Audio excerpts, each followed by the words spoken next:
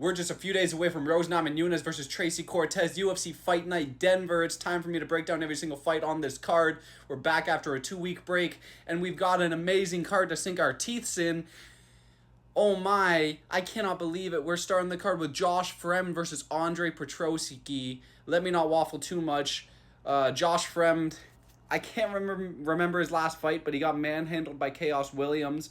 And Petroski got knocked out by Augusta Wind in his last fight, so we're really scraping the bottom of the barrel here, guys. It's a tough one. I'm going to have to go with Petroski probably to get a decision win. Most of these fights recently I've been going to decision. I feel good taking that. So Petroski by decision will be the first pick. Next fight up the card, Montel Jackson versus Blacksher. So this is a tougher fight to predict, Blacksher versus Montel Jackson. Montel Jackson hasn't fought since last March. He has had 3 canceled bouts. He was supposed to fight Chris Gutierrez, then Said Nurmagomedov, then Farid Basharat. Blacksher lost Farid Basharat in his first UFC fight, but he racked up 2 wins before taking a short notice fight against Mario Batista. It was a week after he had just fought on a fight night, I believe.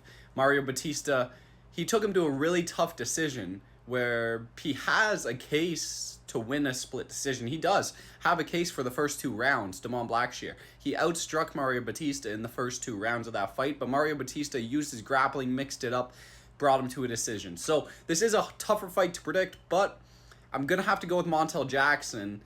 I just think he outstrikes Blacksher. I'm not completely sold on Blacksher yet.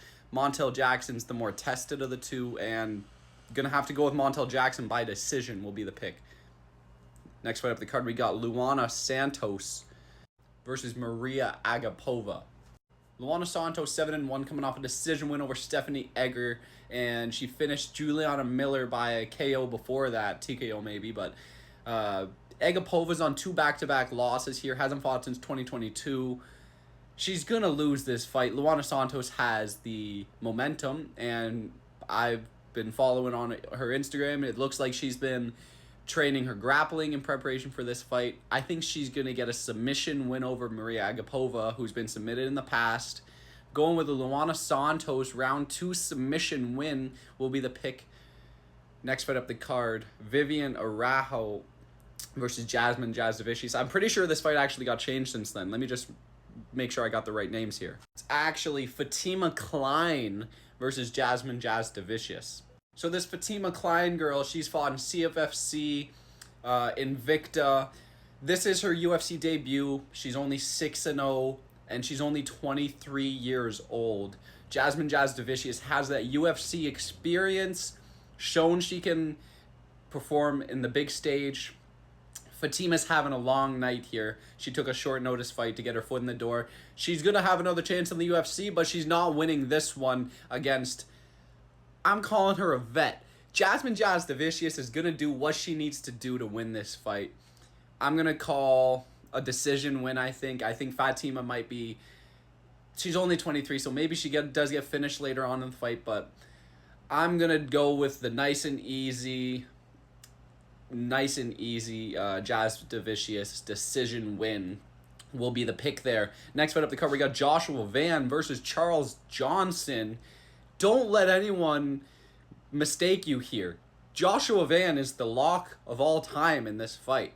The line's not even that bad either, but Joshua Van is going to win this fight. I'm telling you for sure. Now, Van has a lot of potential here. I am really high up on this prospect. A lot of finishing potential, knockout potential. I like his striking a lot. He's improving every single fight. Charles Johnson, however, he's one of these guys that these so-called elite MMA in the know guys, they'll tell you he's super underrated. You know, his blocks, it's an issue. He's a really sleeper pick here. And every time he fucking gets it done somehow still. He beats Azat Maxum, fraud checks him. But there is a different story that fight. Azat was winning that fight and he gassed hard. I'm pretty sure he won that, or he didn't win the second round because he gassed, but he 10-8'd that first round. I'm pretty sure it should have been a 10-8. It might not have been given a 10-8, but it should have been a 10-8 for Azat that first round. And he gassed hard and lost to Charles Johnson in the later rounds. Jake Hadley shows off his lack of fight IQ and loses to him. And he's just making all these prospects look shit. But Josh Van is different. He's going to outstrike Charles Johnson. He's going to be able to deny the takedowns of Charles Johnson, and his gas tank will hold up. We're looking at a Joshua Van decision because Charles Johnson doesn't get finished. He's the Dan Ige of this division. Joshua Van getting it done. We're going Joshua Van by decision. Onto the main card. Jesus Christ, we got Abdul Razak Al Hassan versus Cody Brundage. This card, man, this fucking card. Now, Abdul Razak Al Hassan, his claim to fame is going 2 rounds with Joe Pyfer and not getting knocked out. He got tapped out instead. He didn't look particularly amazing that fight, but he took some punches. Cody Brundage, his claim to fame is just winning any fight that he's not supposed to win, minus Bo Nickel. Every fight that he's not supposed to win, he goes up against Treshawn Gore, knocks him out. He goes up against Zachary Reese, knocks him out with a power bomb in the first round. Like, he's just doing some wild shit and getting it done. But he's not, he shouldn't be in the UFC. I'm sick of this little candy land that we're living in where Cody Brundage exists in the UFC. He's going to get cut. Abdul Razak Al Hassan, I don't see any finishing potential from him. I'm going to go with a decision. It's the easiest pick. Abdul Razak Al Hassan, especially with the amount of decisions happening recently, I feel fine going with an Al Hassan decision. He's going to stink it up with grappling and bring it to a decision win over Cody Brundage.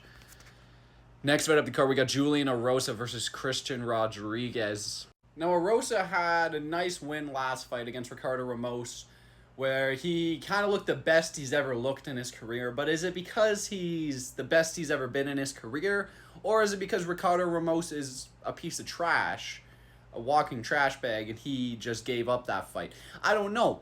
I'm not sold on Julian Arosa, who's had 12 professional losses in his career. Christian Rodriguez, 1 professional loss to Jonathan Pierce, which, that's a different story. But he's got it done since then. Even if you want to say the Bulgarian one is a robbery, which I am saying it is a robbery, he still beat Raul Roses Jr., beat Cameron Simon. Like, he's getting it done. He's imposing his will. This is going to be a statement C-Rod win. I'm going with Christian Rodriguez to get a knockout over Julian Arosa, who I do think is a little chinny, and Ricardo Ramos hit him with a nice strike at the start of that first round and rocked him, but couldn't finish it.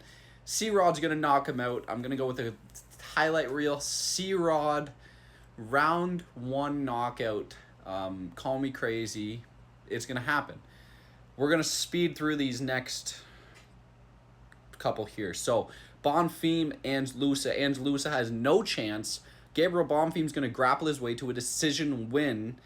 We're going Gabriel Bonfim by decision. Drew Dober, Gene Silva. This is on 2 weeks' notice or less. Gene Silva took this fight. Drew Dober was originally supposed to fight Mike Davis. He's going to get knocked out. Gene Silva by barking round 2 TKO. He's the man. If you're not sold, you will be sold this Saturday. I'm telling you, Gene Silva's getting it done. Co-main event. How is this a co-main event? Santiago Ponzinibbio versus Muslim Salikov. What a co-main event we have here. Now, it feels like that Kevin Holland fight with Ponzinibbio was like 3 years ago at this point. But no, it was actually only last April where he got knocked out by Kevin Holland. He was calling it a back of the head shot or whatever, but it was a knockout. Muslim Salikov, 50 years old. His topology picture is literally black and white. What a fight we got here. I'm going to go with, we got a lot of decisions on this card, and I'm putting not a lot of thought into some of these. Muslim Salikov's not getting it done against Ponzinibbio. We're going to Ponzinibbio decision win. And on to the main event. Rose Namajunas versus Tracy Cortez. Tracy Cortez, she's got the prettier record. 11-1, 11 of those wins in a row, coming off a win over Jasmine Jasdavicius. But she's so inactive, guys. She hasn't fought since, last April or something? September, but still very inactive. This is a huge step up. She's going from Jasmine Jasdavicius to Rose Namajunas, former world champion. People were classifying her as the WMMA GOAT. If you asked them 2 years ago, they would have classified her as the WMMA GOAT, one of. Not including Amanda Nunes, obviously. But Rose Namajunas getting it done. I think she's going to finish Tracy Cortez. I don't think Tracy Cortez lasts a whole 5 rounds. We're going Rose Namajunas to get it done on the ground with her grappling.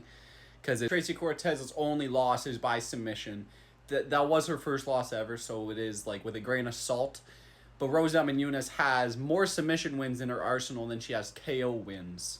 She is more of a grappler than she is a striker, even though she transitioned more into her boxing recently in her career. But she's going to submit Tracy Cortez at some point on the ground. They're going to get into these... A lot of this fight's going to be on the ground, I feel. And I think Rose Namajunas is going to lace up her back, get that rear naked choke at some point, or even from the top she'll get like a freaking triangle choke or something. She's going to finish Tracy Cortez. This is not going 5 rounds, and you can put your freaking life on that minus 200 for Rose Namajunas. She's winning this fight. I'm telling you, Rose Namajunas is the lock of all time, including Joshua Van. They're both the locks of all time. So that's all the picks on the card. Rose Namajunas winning. Let me know what you guys think. Again, this fight night's not amazing. Let's not take it too seriously. If Muslim Salikov ends up beating Ponzinibbio, I don't want 50 people telling me I'm an idiot. Let's see what happens. It'll be an interesting card. Let me know what you guys think. Let's go.